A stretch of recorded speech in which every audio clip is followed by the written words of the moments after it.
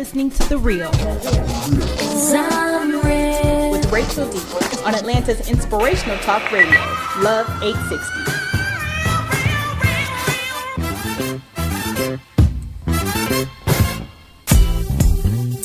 All right, everybody, and welcome to The Real with Rachel D. Thank you again for coming back and joining us again this week as we get you guys caught up with some of the hottest celebrity news that's been going around in Atlanta. We're going to also tell you some crazy things that we found on social media and, of course, let you guys know what you can get into this weekend. Of course, my homegirl BJ's in the house. Hey, y'all. How was your week? It was great. It was long, very long and rainy. I know. It has been raining for almost 2 weeks. Yes. So I want to let everybody know that we have a special guest in the house that'll be joining us a little bit later. He is a lawyer, so that's going to be great because we have a lot of celebrity topics that is, we just need a lawyer's opinion. Yes. We have to have. You have no idea. We were able to just compile such a list in a short amount of time because Atlanta's been blowing up on the news with everything. So we're just going to go ahead and get into it. We're going to start with some celebrity reality show news. Okay. So, BJ. What's wrong with your mama? Oh my goodness, she needs to pay her bills. What is wrong with your mama? Oh my goodness. All right, so if you've been watching the news, of course, like TMZ, more celebrity type news, Love and Hip Hop Atlanta star Mama D was arrested in Michigan because she decided to bail on her $500 restaurant bill. Right, and then the funny thing about it is I know she got money. I mean, come on, I just saw the reunion. You and them if you stop buying them shoulder pads, maybe you can invest and pay for your food. Well, I don't know though. If you saw the reality show when she got married, them trumpet players, she ain't got no money to pay nobody. So that's probably why she skipped out on that bill. But what's so funny? This wasn't in the media, but me and her daughter went to high school together and we follow each other on Instagram. Really? So her daughter, now she a mess. She posted her mother's mugshot on Instagram and she was like, now she knows she's too old to be doing this. She right. There is no come on. But then I read on TMZ also where she tried to say it was her birthday. She was invited as a guest, and she said she had to excuse herself to the bathroom. And when she came back, everybody was gone. Oh yeah. Come on, what kind of? Unfortunately, I guess in a sense, when you're a celebrity, you have to kind of keep your eye on something like that. You really do. But at the same time, Mama D, it was a $500 bill. You do not risk going to jail and have your mugshot plastered all over the place for a $500 bill. And in that order. Exactly. Exactly. All right. Speaking of Atlanta reality shows, if you've been watching Dancing with the Stars, you know that a former Real Housewives of Atlanta star Kim Zolciak was dancing on Dancing with the Stars. She also has another show on Bravo called Don't Be Tardy. Well, last week she actually had a mild stroke. Yes. And it kind of showed that she had more heart conditions, kind of a minor heart condition. Right. So because of that, she spent a couple days in the hospital and everybody she put on social media. She was very honest about the situation. She still wanted to dance, but she was like, I'm trying to let everybody know what's going on. And she, at the same time, had a scheduled appearance with Wendy Williams. Right, around that same time. So, of course, since she was in the hospital, she had to cancel her appearance. And I watched Wendy, and I'll have to say this. Wendy kind of said what I was thinking. But unfortunately, she has a way of saying it to where it is very rude and offensive. Yes. And she basically, in a very kind of coy way, accused Kim Zolciak of faking the stroke to get out of Dancing with the Stars. She said she staged it. She staged the whole thing. But, true enough, Kim did take pictures while she was in the hospital. And they even said she had a procedure of, like you said, they found some deeper issues underneath that stroke. But Wendy was like... But at the same time, you had a mini stroke and you took selfies. Yeah. Now, somebody took a picture of you, okay, but you sitting there laying in the bed, the hospital bed. Come on. Taking selfies, and her makeup looked very nice for a lady who had a stroke. Thank you. So, yeah, I'm not saying that I don't believe it. I do believe it. But at the same time, what Wendy Williams was basically saying is, because Wendy used to do Dance with the Stars once. And she said it's grueling, it's tiring. She's not the only person who, I think Lisa Vanderpump had fainted a couple seasons back. So she's not the only person who's kind of faked the injury to try to get out of it. So that's what Wendy Williams was insinuating. But Kim Zolciak didn't like that. No, she snapped back. She did. She went to her Facebook and Twitter and Instagram and basically called Wendy the B word and said that she would never lie about her health and that Wendy was bitter because she had to cancel her appearance. Wow. All right. I wonder if she got any other surgery done. I got to check her nose when she get out the hospital. Just keeping up drama, even in the hospital. Okay, so this is a little bit more. This is out of the celebrity news, but kind of on a sadder note. The autopsy results for Bobby Christina, who passed away, it was last month, I believe, earlier last month, has been, they won't be released. Nope. So I'm not really sure why that is. But that's why, we have a lawyer in-house. Maybe he can give us some insight on what that kind of means. Right, because it's so mysterious, because it said here that Fulton County medical examiner has classified the cause and manner of the death, and it is sealed. What happened? But you know what Bobby Brown thinks, because he has been speaking to the media, he definitely believes his daughter was murdered. Yes. And he thinks that her boyfriend, or whoever he was to her. Stepbrother. Cousin. Yeah. Roommate, high school teacher, I don't know, Nick Gordon was responsible. See, why won't they let us know? At least let the family know. I think wait, is it released? Is it concealed to the family? No, it's sealed. They don't know? They don't even know. Wow, I wonder what that is. So, and I don't know if they're waiting to build a case or let them know, but I just want, let's just put it on the table. Yeah, we got to give that family peace, because they have definitely been through a lot. Okay, so we're just going to, I'm going to skip over a little bit, and we send our prayers and speedy recovery to Fetty Wap, who got into a motorcycle accident over the weekend. So it was pretty bad when the news first broke. You saw him laid out there. He was on a stretcher. People were surrounding him. And he eventually came out, said he's alive, he's okay, but he has broken his leg in 3 different places. Oh, my gosh. I know. Oh, no, motorcycles, guys, you please, and ladies, you have to be careful on those bikes. And cars, you have to be aware of who's around you. Because he was involved, he hit a car hit him, something like that. Goodness gracious. And he has a new hit song out right now. Trap Queen. Yeah, see, there's a joke in here that I'm just going to refrain from saying it. Well, I really, I just sent it out. Fetty Wap, what is this brother's name? What is a Fetty Wap? I was trying to explain that to my mom, and she thought I was ordering. She said, fettuccine? No, Fetty Wap. She said, what's the I don't know, but, Oh, Lord. So, yeah, definitely prayers for him, and we hope he has a speedy recovery. Yes. Now, here's something I definitely want to talk about. I feel like this has been said in households, but now people are acknowledging it out loud, or at least he is. So we all know that last football season, it was a huge thing about the first openly gay NFL player to be drafted into the NFL, which was Michael Sam. And, his NFL career did not last long. No. He started out, I believe he was 7th round draft pick, and he got drafted to the Rams, and he was on the practice squad for them and the Dallas Cowboys, and then he was cut. And so he did play in Canada or something like that, but it wasn't the NFL. So he did a recent interview, and he basically did say that he feels like him coming out hurt his chances to be in the NFL. Honestly, I don't really, it's cool to be you and your relationship, but I don't care who I'm with, gay, straight, or whatever. I'm not going to put my personal business out there. Number one, because then I have money. Yeah. That's just me personally. Don't mind who I'm with in the bedroom. I just don't want my personal business out there. I'm the one playing the game, leave my family and who I'm dating out of it. That's just how I feel.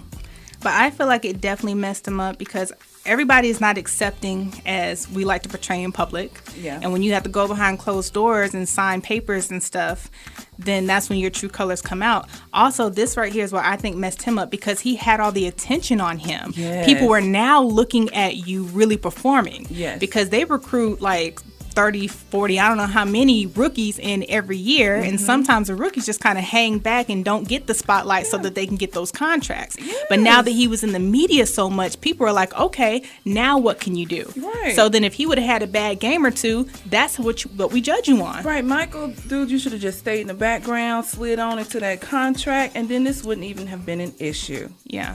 I think, like you said, he just put himself on Front Street. Exactly. Was it fair? No. But that's just the reality of it. It's the truth. Even if I feel like even if it was somebody else, let's say the son of a president, right? We're looking at you. We know who you are. You've made such a public issue about something about you. So we're like, if you want equality, we want to see if you are just like everybody else. Exactly. And he probably essentially played like any other rookie. But because we're like, okay, all of this attention, he has to be Superman. Exactly. And when you weren't Superman, then they had a reason to cut you. Right. Everyone chooses to have these platforms to come out on and announce something that I think to me is just very personal. I mean, I even looked at the fact they said that he parted ways with his agents and his publicists. What rookie that you know of has that many people backing him already? Exactly. And you know the infamous on-camera kiss that he gave his boyfriend turned fiance turned ex now. Right. That right there caused a lot of controversy, and then they're not together anymore. Exactly. So sometimes I would be looking at my significant other or ex one like, man, all of that, and we don't have the contract, and we're not together. But Michael Sam says he's not giving up. He's not giving up his goals and his dreams. He's going to keep fighting. Michael Sam was on Dance with the Stars. Really? Yeah, I'm not sure what the outcome was. I don't really watch Dance with the Stars, to be honest. But yeah, he's definitely doing that, and I think he's on some other reality shows, and he's working out, and he really wants to be in the NFL. So, he's not giving up, so I give the best of luck to Michael Sams for that. Good luck, man. So we want to go ahead and talk about it's not really celebrity news, but it's almost big enough. One definitely hits home. So we know about the whole epidemic about parents who've been leaving their kids in the cars during the hot summers. Yes. Well, in Clayton County, a former Clayton County judge is accused of leaving her children in the car to go to court. Goodness gracious. Now, if you read the details of it, the media's blown this out of proportion. They really have. Because they said go to court. So that makes me think you're in your judge robe and you're sitting there at a 3, 4, 5 hour case with your kids in the car. With the little hammer, the little bang, gavel. bang, bang. Oh, yeah, gavel. But instead it wasn't like that, right? No. She just, they said that the kids wasn't even in the car for like 20 minutes. Right, and what I've read, people who witnessed it, they said that it was only the temperature was very cool. It wasn't really hot outside, and the kids actually would have been okay where they were. Yeah. And I think what this is, I'm not a conspiracy theorist or anything like that. I just smell a setup. I'm just saying it's one of them years. It's time for people to start running. I'm just saying. I agree. I'm just saying. I'm just glad the kids were okay. Yeah. So and it really put her in a bad situation. It did, and there was a quote released. It says, police said that the children didn't appear to be in the car for more than 20 minutes and the weather was really cold, because I actually remember that day. It was very cold and gloomy, so it didn't appear that they were in any immediate danger. However, the city of Riverdale does have a city code prohibiting anybody from leaving their kids in the car at any time. Come on now. Yes. Really? Didn't we grow up stuck in the car? We did. With our parents and, going to Walmart, catching clearances. And I remember those Kmart blue light specials. And what'd your mom tell you? Don't you get out this car. Don't let nobody in, and don't you get out. Don't you open the door for nobody. And then she threatened to beat me. 2 things I should have been taken away for. Leaving me in the car and threatening to beat me. I'm still here, though. Exactly. I'm still standing. Exactly. Still strong. Girl. These kids nowadays don't know about that. Anyways, guys, we want you to keep it here to The Real with Rachel D. I just want to remind everybody, give us some social media support. We're on Facebook under The Real with Rachel D. You can find us on Twitter at Real with Rachel D, Instagram, The Real with Rachel D, and YouTube. We have some great videos coming up at The Real with Rachel D. So coming up, we have Chris Brown featuring Lil Wayne, Loyal. Keep it here. Welcome back to The Real with Rachel D. That was Chris Brown featuring Lil Wayne, Loyal. And I'm, of course, being joined by my fabulous co-host, BJ. Are you loyal, BJ? I am. And you know what? This song made me think, Michael Sam probably seen this. His fans ain't loyal. All right, we're being joined in studio with our special guest, a judicial candidate for Clayton County Superior Court, Mr. Marcus Thorpe. Thorpe, I say that right? Yes, Thorpe. You did. Thank you very much. I'm happy to be here. Thank you both, Rachel and BJ. I'm excited to have this opportunity. Welcome. We're glad you decided to stay. We always worry if we run our guests off during the first part with all of our celebrity information. But you're a lawyer, which we love, because we're going to keep you here actually, because we want to get your opinions on some of the stuff that we spoke about. But first, we want to get into, you and what you do and what you're trying to do. Well, I've been a lawyer actually this month, coming up on 10 years.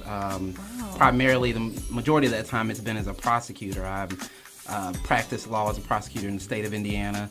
Then I also did some civil work in Illinois and Missouri, where I went to school. And then I also have now been practicing law as a prosecutor here in Clayton County for the last 6 years, and then earlier this year I left and have just been practicing on my own, doing family law and criminal defense primarily. Interesting.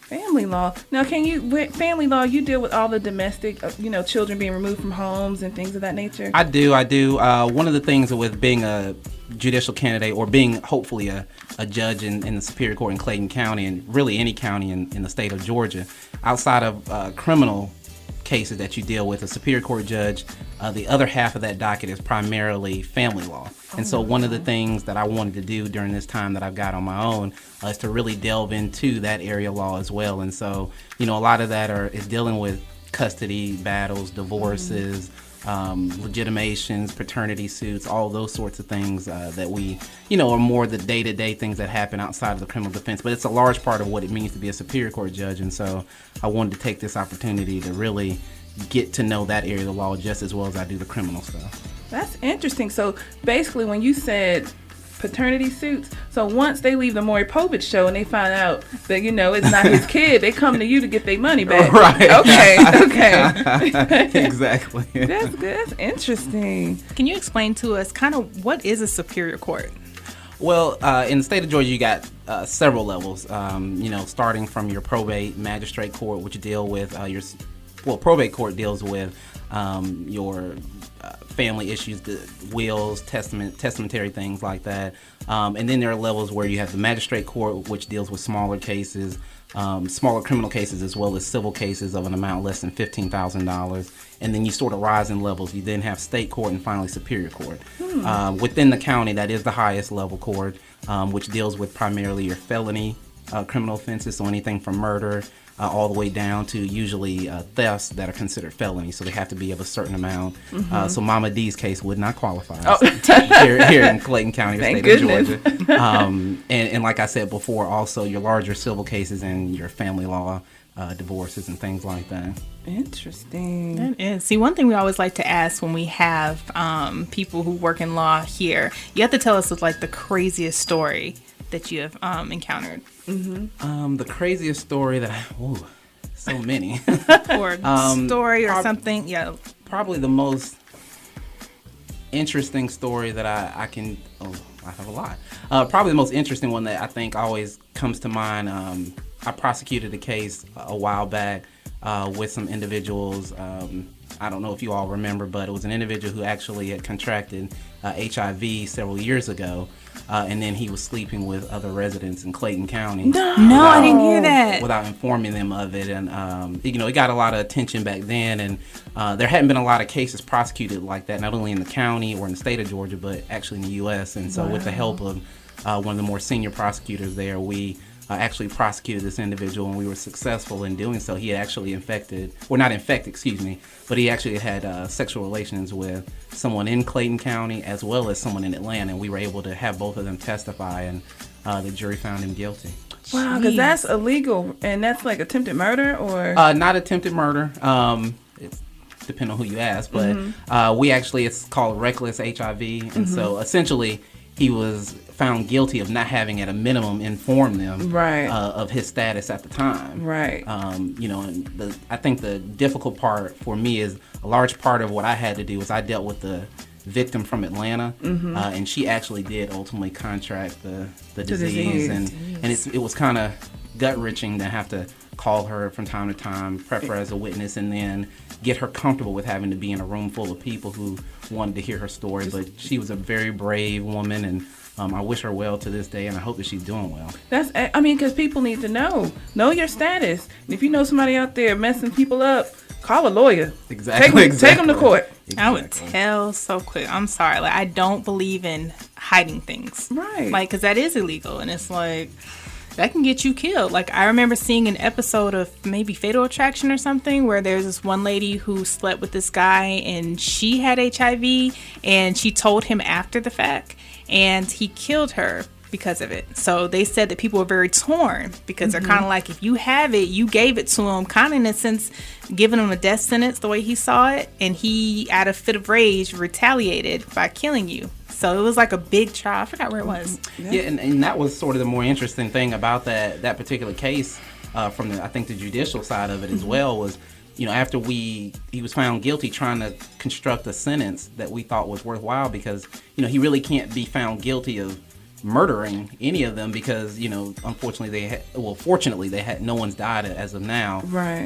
But that's a very tough would that be thing. considered like a sexual offense?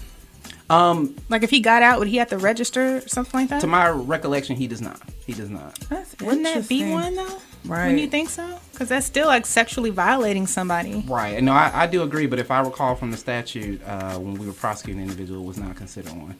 That is interesting. That is crazy. So tell everybody where they can find out more information about you. Oh, yeah, definitely. Again, it's Marcus Thorpe, Marcus. The last name is Thorpe. I am a judicial candidate for Clayton County in 2016, and we're up all over the place. We've got Facebook, Marcus Thorpe for Judge. So please, if you've got a moment, come by, check out our Facebook and like the page and share it if you will. We've got our website as well, which is just my full name, marcusthorpe.com, and we try to keep it updated pretty regularly with the photos of myself and my followers out in the community, introducing ourselves, telling people just what we're about here, hopefully in 2016. And then in addition to that, we're also doing some things on Instagram as well. I usually do that on my personal page, and we also have a judicial page. Again, it's just Marcus Thorpe, and we're just trying to use social media as a way to continue to get the word out and continue to let people know you've got a viable candidate out here that I hope you all will take the time to listen to, because I've got a lot to say. I agree. People need to know. They do, but thank you so much. We're going to keep you in studio because, like I said earlier, we want to get your opinions on some of the hot topics that we have. Plus, we have some more crazy things coming up with WTH social media and BJ's hashtag of the week. But coming up is Nicki Minaj featuring Beyonce, Feeling Myself. This is The Real with Rachel D. Keep it here. All right, welcome back to The Real with Rachel D. That was Nicki Minaj featuring Beyonce, Feeling Myself. Now, we are still in studio with judicial candidate for Clayton County Superior Court, Mr. Marcus Thorpe. Yes. And, of course, my co-host, BJ. I'm here. Guys, we were having the most awesome side conversation. Yes. Jeez, telling us stories about the courtroom and all that stuff is so crazy. So that's why we're glad that you're here, and we're definitely glad that you decided to stay, because from a lawyer standpoint, we want to get your opinion about some of these crazy topics we have going on. So we want to actually hit a little close to home, because you are a judicial candidate for Clayton County Superior Court, and one of the Clayton County judges was arrested for leaving her kids in the car. Mm-hmm. So can you kind of give us some insight on like either how you feel about that or what do you know about it? Well, I will say this. As I think I mentioned earlier, I have been a Clayton County solicitor for a couple of years there, and then a DA. And so I've actually had an opportunity to interact with that individual as a defense. She was a defense attorney and has been for several years, in addition to being a magistrate court judge in the past. And, having had some personal relationships with her, it's sort of hard for me to speak out on that. I'm much like you. The only thing I really know is what I've read in the paper. So I'd obviously welcome the opportunity to hear what she has to say about it before I could really make a statement one way or the other as to what actually happened or how I feel about it. Spoken like a true lawyer. Absolutely. So, yeah, we definitely welcome her if she would like to come and kind of give her side of the story. So here's another thing that's in the media. We didn't get a chance to talk about it the first block, but everybody has heard about these Gwinnett teens, these Gwinnett brothers who try to murder their parents. So I'm just going to go ahead and say, Mom, I love you, and I hope that you appreciate me a little bit more when you hear this story. But earlier last month, two brothers, one was 22, I think, and the other one was 19. Yes. Conspired to kill their parents. Mm-hmm. They drugged them and they tried to stab them, beat them up pretty bad, and the mother was able to escape to call 911 while the father was distracting them, and fortunately both parents survived. They were definitely very injured, especially the father. Both parents survived. But the odd thing here is that the parents are forgiving them, and not really in that Christian, I'm just going to forgive so that I can move on with my life kind of way, but kind of, I forgive you, let's go back home and have dinner. And it's weird, right?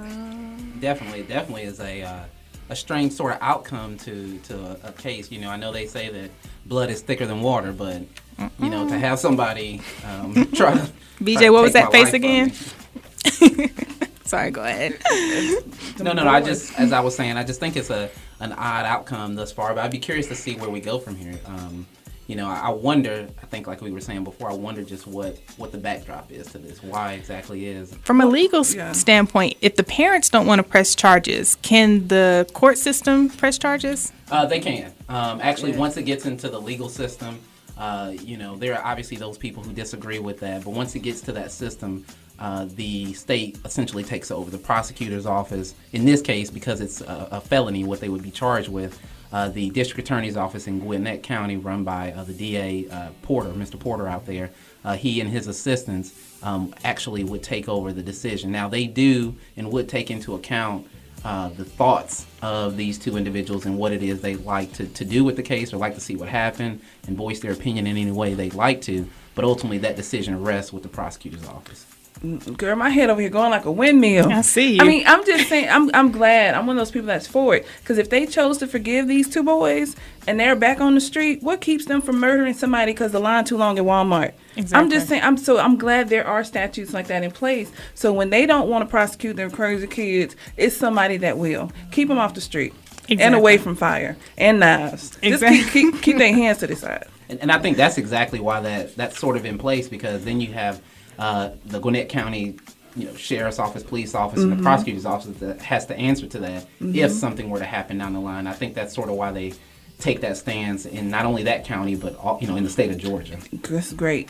Yeah, because that whole thing, it's just weird. Because let me get how you feel about this. The fact that, okay, blood is thick in the water. Your parents supposed to love you, whatever, but the fact that they almost killed you, and not only are you trying to forgive them, you're telling everybody else to, you're being very hush about it. It makes it seem like they're hiding something. Well, and that's where I would hope, and this is sort of one of the things I take sort of as a calling card, I guess, if you will, of my judicial candidacy. I hope that means that the police who are tasked with investigating this case are doing a good job and not rushing to judgment and throwing the keys away on these children, because before you make that decision, let's be sure that there isn't something that these parents have done as well. Right. Because of the way this has gone down, I wouldn't be surprised if there's more to it than what we've heard thus far. And so it's not to say that they should not be prosecuted for what they've done. That is a heinous crime.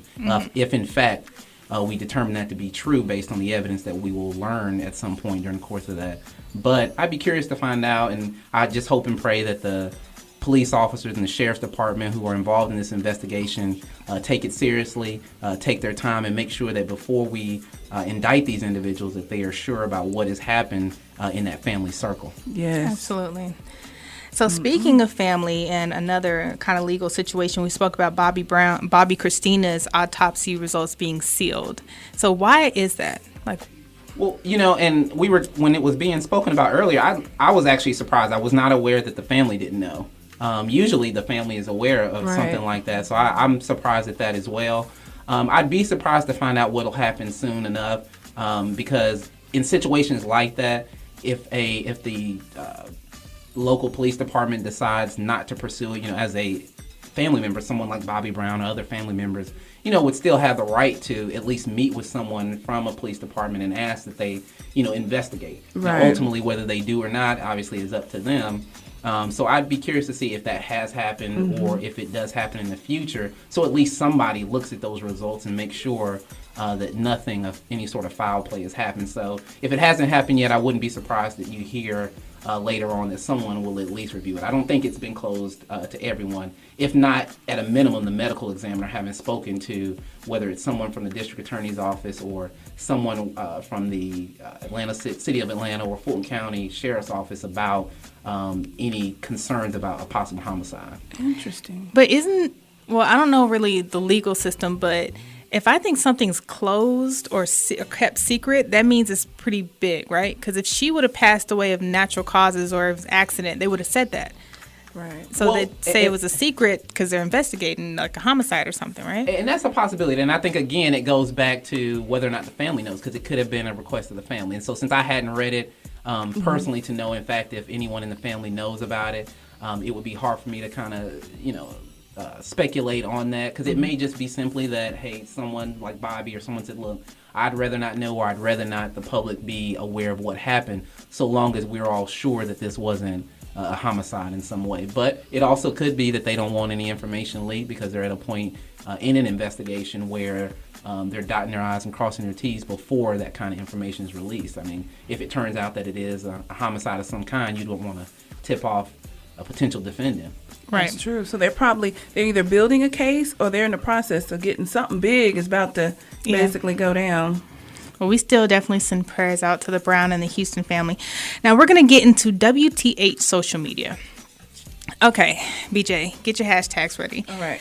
So we're going to start off. We all know who George Zimmerman is. Mm-hmm. Now, I'm pretty sure we all wish we didn't know who George Zimmerman is, but we do know who George Zimmerman is because he was responsible for the death of Trayvon Martin, an unarmed black teen, years ago. Mm-hmm. So what happened recently on Twitter, a fan tweeted him the picture of Trayvon Martin laid dead on the grass that's around the internet for some reason. A fan tweeted George Zimmerman that photo, and George Zimmerman retweeted it. So it looks like it came from him. And, you know, clearly there's probably nothing illegal from doing that. But, like, people have been trying to sign a petition to get George Zimmerman kicked off of social media. Yeah, and I feel like he should. Planet. Yeah. Just send them to Mars. They need people anyway. Since there's water up there now. Right. So what do you think about that? I mean, that has to be hard for the family. You know, that's a tough one. I keep going back to it because I think I'm trying to put myself in a framework of how a judge would have to handle that. You know, I can have my personal feelings about what's happening, mm-hmm. But you know, from a standpoint of a lawyer and a potential judge, you know, he does have his First Amendment rights, whether we like him or not, or agree with him or not, or disgusted by them or not. You know, you hate to see that from a personal standpoint, but I don't think that there's necessarily anything that prohibits him from being able to express his feelings or thoughts, however graphic they are. Right. It's unfortunate, but you know, I don't know that there's anything legally problematic with what he's doing thus far. That's so sad. I mean, but doesn't that seem like that's so sadistic? That just doesn't seem like I didn't mean to do it. That's a serial killer who's bragging about his, you know, and unfortunately, like, is there no way we could catch this guy? Like, I know he was acquitted, but you know how like OJ eventually made it to jail? Like, is there nothing, because he's beaten up his father-in-law, his pregnant girlfriend. He's done so much stuff that's got him like 6 other mugshots since then. Right. Why is he still walking around dealing like with us with social media? We gotta send him to the same restaurant Mama D went to and wait for him to order some food and leave. Maybe that's the only way we can get him back in the system. I mean, and you know, I'd say our justice system is what our justice system is. Mm-hmm. You know, we're held to a certain standard in order to convict him of a crime. The evidence has to be beyond a reasonable doubt. I guess we're in a situation without having examined each and every one of those cases individually, which is the way that they are done. Maybe we're in a situation where, unfortunately, the prosecution of each of those cases has not been able to meet that burden. Right. Jesus. Well, let's just go ahead and move on. I don't want to give him any more attention than we already have. Mm-mm. Okay, so I understand people having fears and phobias. Yes. Like last week, we talked about a woman who was driving her car and a spider was in her car. Shoulder. So she jumps out the car, leaves the car rolling with her 9-year-old son in the car. Mm-hmm. He jumps in the driver's seat trying to stop the car, press the accelerator, ran into a bus. She said it was because it was a spider. Now, he's okay. Now, we had another spider moment. Now, maybe it's killer spiders, and I'm just not aware. But a Michigan man, he sets his car and the gas tank on fire trying to kill a spider that was at his gas tank. Yes. So instead of grabbing a tissue and smushing the little bugger, I'm just going to light my lighter near the gas cap while I'm pumping gas. And try to burn the spider. And the whole thing went up in flames. Literally. In his face. Lord Jesus, what do you think? Like, can he, I mean, besides, I guess, vandalizing property on accident, this could have potentially been very deadly. You know, immediately, I think what comes to mind, at least from my perspective, is reckless conduct. Mm-hmm. You know, from doing something like that, you know, like you said, instead of taking a piece of tissue and smashing it, doing something like that, not knowing how many people were around him, how many people may have been inside a gas station. Right. That could have been potential death or potential harm to them, you know, by the accelerant, by the fire there. Maybe even a felony aggravated assault. So he was facing a lot of things out there for something like that. But I guess on a side note, I mean, my wife is pretty scared of spiders as well. For some strange reason, it wouldn't surprise me to see her do something like that. Now, I got a question. Now, let's say I'm on the other side pumping my gas, and I see him doing all this. And the flames, I'm like, oh, Lord. And he burned my new eyelashes, and I just got this new Yaki weave, and it burns up. So can I sue him? Or do I sue the gas station? Or who's at fault? One of the wonderful things about our justice system, you may have a case there. I would definitely say keep in touch with myself and hope. I pray that doesn't happen to you, but if it does, we'll see where that goes. Cool. So, BJ, what hashtag would you give this? Girl, my hashtag after everything that has been going on this week is hashtag come on, man. From Mama D, the $500. Come on, man. Kim Zolciak laying in the bed in the hospital taking selfies. Come on, man. I mean, even with Michael Sam upset that this is what he wanted was the spotlight, but the spotlight maybe have cost you your career. Come on, man. Even with, Fetty Wap, come on, man, let's pull together. That's a positive, come on, man. I mean, just everything, leaving the kids in the car to the dude trying to blow us up over a spider. Come on, man. All right, guys, you're listening to The Real with Rachel D. I just want to remind you real quick, social media, make sure that you show us some support on Facebook, Instagram, Twitter, and SoundCloud and YouTube at The Real with Rachel D radio show. Sorry, guys. Long week, but that's even greater because when we come back real quick, we'll talk about some amazing things that you can get into this weekend. So we will go into some Trey songs. Nah. Is that how you say it? Yeah. Nah. All right, that was Trey Songz, Nah. This is The Real with Rachel D. with my co-host, Miss BJ. And the judicial candidate for Clayton County Superior Court, Marcus Thorpe, is still here. And we are being joined with the author of the top 5 reasons why PR is important, Miss Tiffany Terrell. Welcome. Thank you. She's joining us at the end because we are talking about things to get into this weekend. I always like to give you guys a good list of things to get into. And it is October and so many things happen in October. What's going on? Yes. So this weekend we have the Sweet Urban Musical Festival where my client is Fox Advocates. And she will have a table at the Sweet Urban Musical Festival where she is sponsoring the healthcare portion. Wasn't she a guest on our show? Yep. It was a couple of weeks ago. Maria Holiday. Yay. Okay. Yes. Yeah, she did mention that. So she will be basically out this weekend, October 3rd and 4th. Bring the kids out and just come out and have fun. And then we also have We Care and You Matter Community Comedy Mixer, which is next Wednesday with Gerald Kelly. And he's one of Def Comedy Jam's comedians, basically. So next Wednesday, you come out to the Legacy Cafe. It's right in, I think, City Hall. Yeah, in College Park, Georgia. 3749 College Street, College Park, Georgia. And what time you said it starts? It starts at 7. At 7 p.m. on Wednesday. Yeah. We might have to go to that, guys. Yeah. So. And again, for the Urban Festival, that is free, right? Yes, that's free.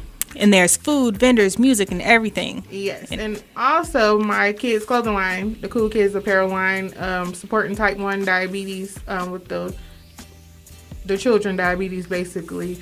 I'll be on the table with Fox Advocates, which Fox Advocates basically support veterans. Oh, awesome. Well, thank you, Tiffany, and make sure everybody go out to the Urban Festival this weekend and look for the Fox Advocates table. Yes. And what was the other thing? The comedy show. On Wednesday. And You Matter Community Comedy Mixer, and it's supporting Fox Advocates again and the veterans that get very poor service in our country. Absolutely. So. Well, thank you so much for that, Tiffany. So we'll make sure to look out for that. Where can people find out more information for the Fox Advocates? They can go to www.foxadvocateswiththess.com. All right. So some other things we can get into. There's a lot of film festivals. There's one film festival that's going to be in Atlanta. It's at the Landmark Midtown Arts Cinema, and it's called Out on Film, which showcases 80 gay films in videos. What? What is this? I hope it's I'm trying to be positive, so I'm thinking maybe like the bird cage, to Wong Fu, thank for everything. What about the one with Nicolas Cage, with his he had that matte lipstick on it, looked horrible, but I still liked it. Patrick Swayze, John Leguizamo. Yeah, that's to Wong Fu. Oh yes. Yeah, so that's gonna be this weekend, and I'm not sure what that says, but Six Flags Halloween. They're going to be showing some indie films. Indie films. That's going to be great. All right. We're so silly up in here. But, it is October, you guys. So, of course, there's a lot of spooky good things to get into. And, Six Flags is open again. Yes. They're having their Halloween. So, you make sure you go to enjoy pumpkin painting and trick-or-treating in the daylight. But beware of the ghosts, the ghouls, and the zombies at night during the Fright Fest at Six Flags over Georgia in Estelle. It's for ages only 12 to on up. Oh, great. And other things that you guys can get into. Ooh, we love these outdoor beer festivals. Oh, wow. But here's a little bit of downer with the weather. So, I'd rather take my beer and sit on the couch and watch some football. But if that is not what you're into and you're very, very dedicated, there is a beer festival. It says Taste Craft Beer from 30 Georgia breweries. Visit the food trucks, play games, and hear great music at the Georgia Craft Beer Festival outside Red Brick Brewing. You have to be 21, of course. And the discount tickets are $25. That's pretty good. So what are you guys getting into on the weekend? Just told you all these great things. Wow, I'm really thinking about that film fest. I love films. I love indie films, and I love popcorn. Future judge, right? Speak it into existence. That's what I'm hoping for. Well, I've got a little 1-year-old, so I'll be spending the weekend with her. Probably dress her up in my her weekend UGA football attire, getting ready for the Bulldog Alabama game this weekend. Go Dogs! All right. Well, judicial candidate Marcus Thurup, thank you so much for coming, and we definitely wish you the best. Can you tell everybody one more time where they can find more information? Yes. Thank you for having me again. But it's Marcus Thorpe for Judge at Facebook. www.marcusthorpe.com is our website, and then again, we're also on Instagram, just my name. Marcus Thorpe. Will qualify next spring in March, and the election will be May 24th. So please be on the lookout. Yeah, absolutely. Ms. BJ, thank you again for a fabulous show. What was the hashtag again? Come on, man. All right. So, guys, I want to thank you so much for joining us this evening. The Real with Rachel D. Just a quick reminder, social media, show your support on Facebook, Twitter, Instagram, YouTube, and SoundCloud. We will see you again next week, but we're going to leave you with a little Kid Ink featuring Chris Brown, Hotel.